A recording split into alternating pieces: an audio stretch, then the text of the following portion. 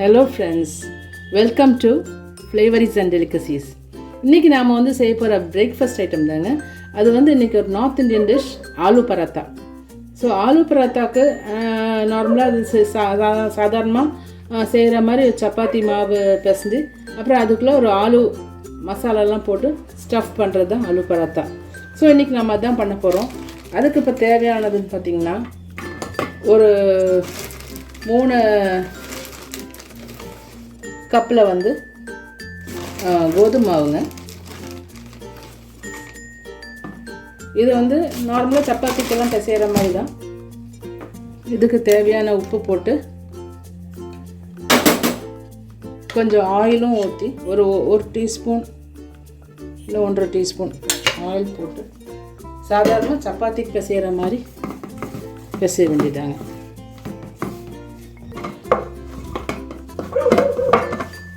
இது ஓரளவுக்கு சாஃப்ட்டு டோவாக பிசைந்தால் தான் உங்களுக்கு நல்லா திரட்ட வரும் உள்ள ஸ்டஃபிங் எல்லாம் வச்சு. ஸோ நல்லா கொஞ்சம் இழுத்து கொஞ்சம் அப்படியே பிசைஞ்சு விட்ருங்க. உள்ளே இருக்க ஸ்டஃபிங் செய்கிறதுக்கு ஒரு 1.5 டீஸ்பூன் எண்ணெய் போட்டுக்கலாங்க. போட்டு கொஞ்சம் காயட்டும். ஜீரகம் ஒரு 1/2 டீஸ்பூன்,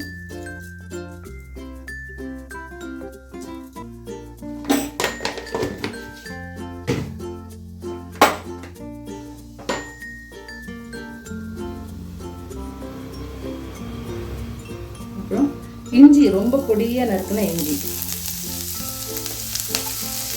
பொடியாக நறுக்கின பச்சை மிளகாய் ஒரு 3 பச்சை மிளகாய் எடுத்துக்கோங்க.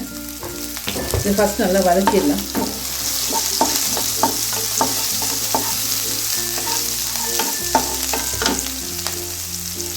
அப்புறம் வெங்காயம் ஒரு வெங்காயம்,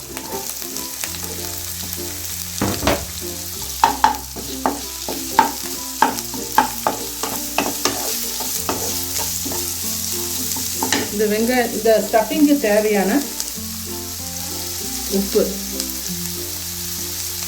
உருளைக்கிழங்குக்கெல்லாம் சேர்த்து உப்பு,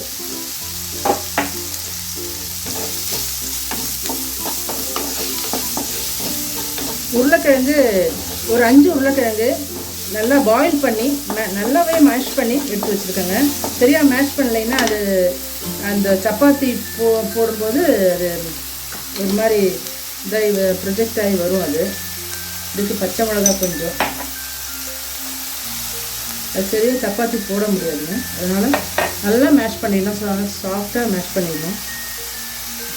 மஞ்சள்தூள் ஒரு 1/4 ஸ்பூன், மல்லித்தூள் ஒரு 1/2 ஸ்பூன், கரம் மசாலா ஒரு 1 ஸ்பூன், சில்லி பவுடர் ஒரு 1/2 ஸ்பூன் தான் போட்டிருக்கேன். ஏன்னா முன்னாடியே கொஞ்சம் சில்லிஸ் கட் பண்ணி போட்டதுனால காரம் ஜாஸ்தியாக போகுது. அதனால் இப்படி தான் போட்டிருக்கேன். இதெல்லாம் நல்லா மேஷ் ஆனதுக்கப்புறம்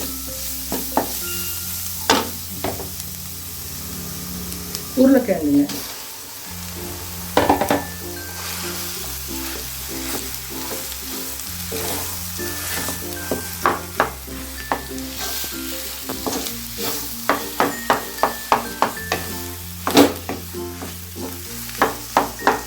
லைட்டாக புளிப்புக்கு ஒரு டீஸ்பூன் லைம் ஜூஸுங்க. இது போடலாம், இல்லை இந்த மேங்கோ பவுடர், ஐதர் லைம் போடலாங்க, இல்லைன்னா ரா மேங்கோ.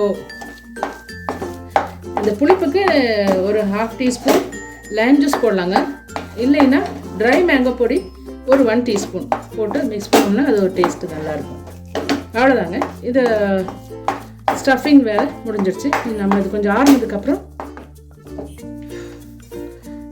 கொஞ்சம் கொத்தமல்லி தழை இது ஆறட்டுங்க. அதுக்கப்புறம் எப்படி ஸ்டஃப் பண்ணுறதுன்னு பார்த்துக்கலாம். இப்போ நாம் பராத்தா பண்ண ஆரம்பிச்சிடலாங்க.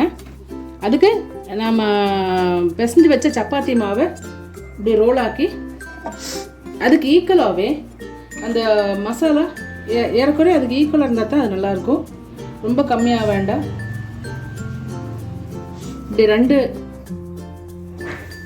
பால்ஸ் அது செஞ்சு இது இப்போ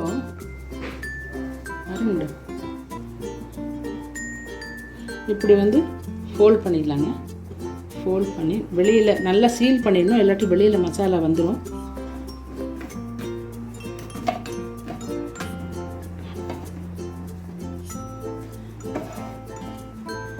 இப்படி வச்சுட்டு லைட்டாக அதிகமாக ப்ரெஷர் கொடுக்காம லைட்டாக ப்ரெஸ் பண்ணி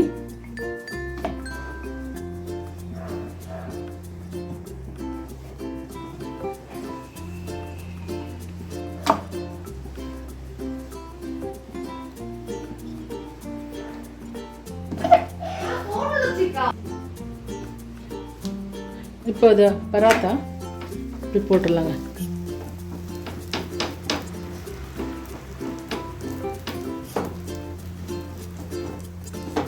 கொஞ்சம் திக்காக இருக்கிற அந்த எண்டெல்லாம் கொஞ்சம் திக்காக இருந்துச்சுன்னா லைட்டாக ப்ரெஸ் பண்ணி விட்ருங்க.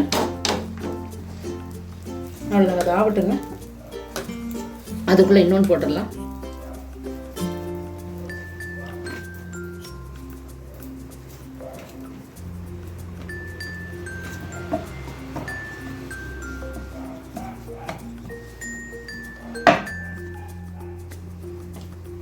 அதே மாதிரி தாங்க மறுபடியும் அந்த மசாலா அந்த பாலை வந்து உள்ளே வச்சு நல்லா சீல் பண்ணி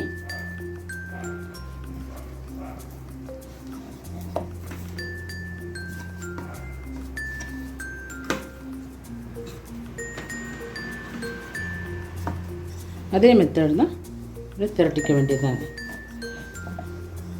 இது வந்து பார்த்திங்கன்னா எப்போ இட்லி தோசை அது இதுன்னு சாப்பிட்றதுக்கு இந்த மாதிரி எப்போவாச்சும் இந்த மாதிரி செஞ்சோம்னா பிள்ளைங்களுக்கும் ரொம்ப இன்ட்ரெஸ்டிங்காக இருக்கும். எப்போ பார்த்தாலும் தோசையா இட்லியான்னு சொல்லுவாங்க.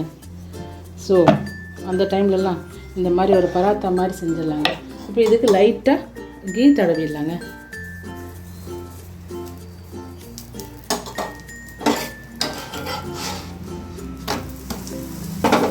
லைட்டாக அந்த நெய் தடவைனா அது நல்லா டேஸ்ட்டாக இருக்கும்.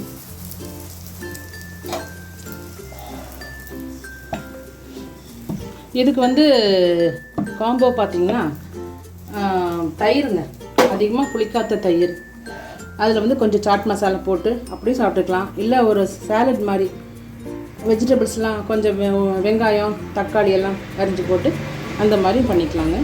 நல்லாயிருக்கும்.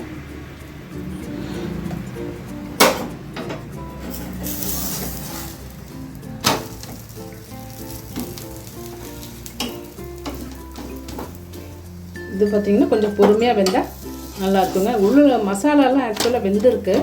ஆனால் வெளியில் இருக்கிற மாவு சாதா சப்பாத்தியோட கொஞ்சம் லேசாக கொஞ்சம் கெட்டியாக தான் இருக்கும்.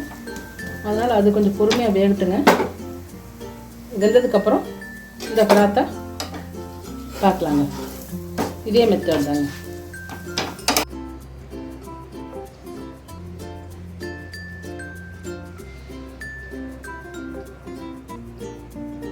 நம்ம சூப்பர் சாஃப்டான ஆலு பராத்தா ரெடிங்க. நீங்களும் செஞ்சு பாருங்கள். இந்த வீடியோ உங்களுக்கு பிடிச்சதுன்னா லைக் கொடுங்க, ஃப்ரெண்ட்ஸ் அண்ட் ரிலேட்டிவ்ஸ்க்கு ஷேர் பண்ணுங்கள். ஆஸ் யூஷுவல் சப்ஸ்கிரைபும் மறக்காமல் பண்ணிடுங்க. தேங்க்யூ. அடுத்த வீடியோவில் பார்க்கலாம்.